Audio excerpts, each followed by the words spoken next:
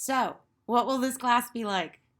We're going to do something I've wanted to do for a long time, and the pandemic has made that almost a necessity to do it this way. I'm actually really excited because it could turn out to be a great way to teach this class, regardless of whether there's a pandemic. We're going to do what's called a flipped classroom. So, what is a flipped classroom? Some of you may have encountered this in the past, but I bet most of you haven't. So, usually in a course like this, you would come to class, and usually it would be on both Monday and Wednesday, and you would watch me lecture, and you would take notes, and that's it. That's class day after day. Well, Monday after Wednesday after Monday after Wednesday. That's not what we're going to do. I'm going to record all my lectures, and I'm going to do them in nice little chunks, and you're going to access them on Canvas. Then, when you come to campus on either Monday or Wednesday, depending on what your day is, we're going to practice the material. Anatomy is a marathon of memorization, and sometimes not always the most exciting. But it can be once you've got a big picture, you've got all those, say, all the muscles, you know them all, then you can do more exciting things and talk about function or not functioning. So you've got a patient that can't lift their arm like this. What does that mean? Once you've memorized all these structures here, it becomes this interesting question of what's going on with this patient. But we need to get there. So in order to memorize truly giant amount of information, there are certain techniques that can be really helpful. Some techniques are going to work well for some people, some for other people. And we're going to practice those techniques. We're going to practice doing these things cooperatively. We're going to play kind of games, I'll put that in quote. Maybe not the most exciting games ever, but sometimes they can end up being lots of fun. Those are the kind of things we're going to do when we're together in the classroom. And those will hopefully help you study more efficiently, more effectively, because you'll take some of those techniques home with you. And also, you will always have access to the lectures. You won't have to worry about, well, I don't remember what was said in that particular lecture, or I'd like to watch that one again. I've had students in the past who've recorded my class, and actually it's only been a handful every semester, and some of them said it was really helpful to listen to the lectures later on while they were doing things like laundry. Now you will all be able to do that if you wanted to.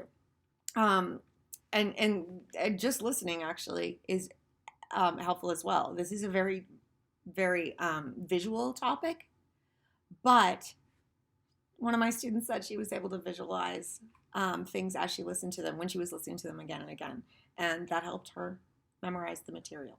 So that's going to be an option for all of you as well. And of course, having class time not devoted to just lecturing means we have more open time to answer questions, to clear up confusion, and to just basically test where you're at. You know, some of these games and these activities, and some of them are just going to be plain old quizzes, very similar to what you're going to see on the exam. That's a chance for you to gauge, where am I at? How well do I know chapter 8? And am I ready for the exam next week or not? So then you're going to be able to self-assess as well what you need to do and what you need to catch up on. And we can, do things I haven't done in the past, which is like, let's take a deeper dive into the actual study guide and make sure that it's conveyed in a way that you're going to understand what you need to know. So this is going to be hopefully really exciting.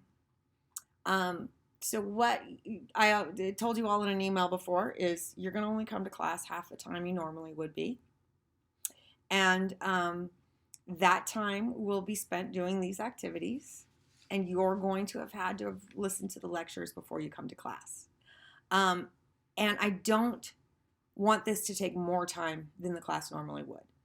So my intent is that this class will take about the same amount of time or less than it would have if you'd just done it the traditional way and come to class Mondays and Wednesdays and listened to lecture and then gone home and studied on your own. Instead, you're going to have to spend just as much time listening to lectures, taking notes on your own time. But then when we're actually in class, hopefully those are going to be study skills that will help you move faster through the material. So maybe in the end, you're going to spend less time on this class than you would have. Though I'm not going to lie to you, and I will mention this again when I review. I'm going to do a video on the syllabus. This class is going to take a lot of your time, a lot. And that is what it has to be because, well, this is a class that many of you need to get into the programs that you're interested in, your ultimate goal. Maybe it's nursing. I often have that. I've had others, respiratory therapy, go on and on and on. Whatever goal that you have, the reason that you're in this class, they expect a certain amount of rigor. They expect this class to be really hard. And if we don't make it really hard, then they won't accept your credit. There's no point in being here. They won't admit you. They won't transfer your credit, whatever the case may be. So we're in this situation in which we have to make it as hard as it is so that it is useful to you, so that when you go on to whatever other institution you go on to, they know that you've had a rigorous anatomy. Whether we think that's fair or not, that's what we're dealing with. And again, we're going to try and make that as easy on you as possible, though it's going to be hard. Just trying to make it a little bit easier. So that's what the class will look like. As you continue through the orientation module, I'll give you more and more information about how things are going to look. If you have any questions, feel free to contact me. If you go to the homepage on Canvas, you'll find my email, but you can also just use Canvas messaging. I'll check it several times a day.